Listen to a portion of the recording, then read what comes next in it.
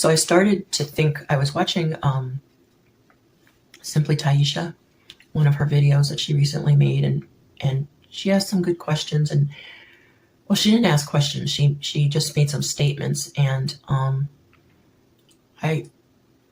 it's not that she doesn't normally, because she does. It's that this is the first time I actually got a pen and paper and wrote down some of these things and started to really think about them, because I thought I need to really ask myself these things and be honest. And I sat up Sunday night and on the computer typing it out so that I could clearly read the bullet points after handwriting, and my handwriting is chicken scratch.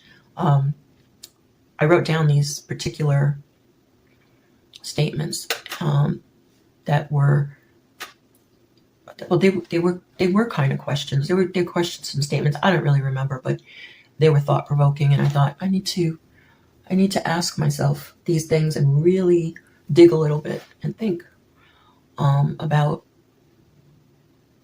what the answer is. And I did. And every time I dug a little bit, every time I got an answer, I'd ask myself new questions. And I don't usually do that, because to be honest, I don't really invest that much time into myself and my problems. And that's probably my biggest problem, is I probably need to invest the time to really think about these things, especially since I'm not in therapy. I need to be my own therapist, and I need to dig a little deeper.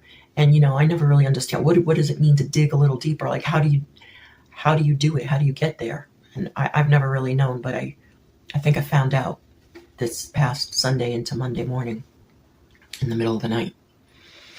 A time, by the way, that I usually do my best thinking. My mind is always going throughout the day, and I'm carrying so much weight emotionally.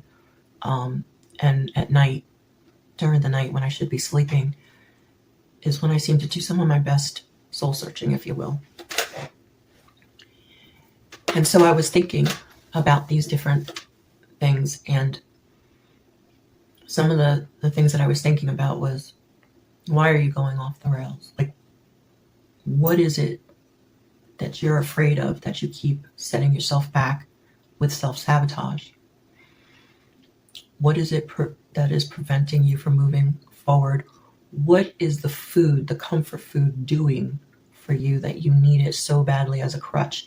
And is it truly comfort food? Because it may feel good at the moment, but then the emotional repair that ends up being needed after, because of the guilt and the frustration with myself, that's not comforting. So how is that food comfort food? Yes, I've trained myself over the years, over a lifetime, to resort to food when I didn't know how to cope otherwise. But when I'm eating and I'm not even tasting my food anymore, and I'm eating and it almost feels like as much of a chore to eat as it does to deal with my problems in any other way, I have to ask myself, okay, it's serving me on some levels, but how? How is it serving me? What are the benefits? Dopamine hit? Sure. But what is it doing to truly benefit me? Or am I just really hurting myself and it's not benefiting me at all, and it's in disguise, which is more like it? And I started to think and get real deep about, what is it? What is it that's happening here? Why am I so afraid? Why am I afraid of missing out? Of the FOMO, fear of missing out. Fear of missing out on what? On what if I give up these foods?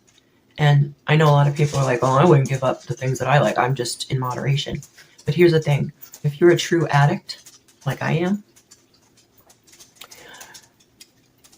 as it says in the 12-step program, 1 is too many, 1,000's not enough. So there are certain things I need to give up. Like, I really need to give up. And if not permanently, then for a very, very long period of time to readjust. And the habits, the behavior, the rituals, really they're rituals. The true addiction, the jonesing for certain things, the mindless eating, that has to stop. And there are certain foods that trigger these patterns.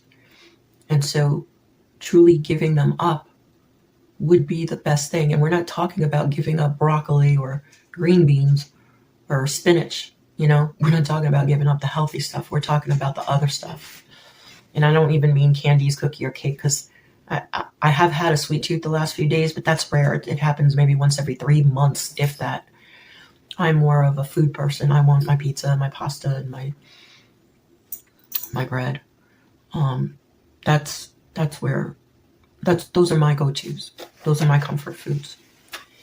And so after thinking a lot, and I know this is a long video and I could edit it out, but I'm not going to. So if you just want to skip ahead, that's fine. But I promise I'm getting into the meat of everything, pardon the pun.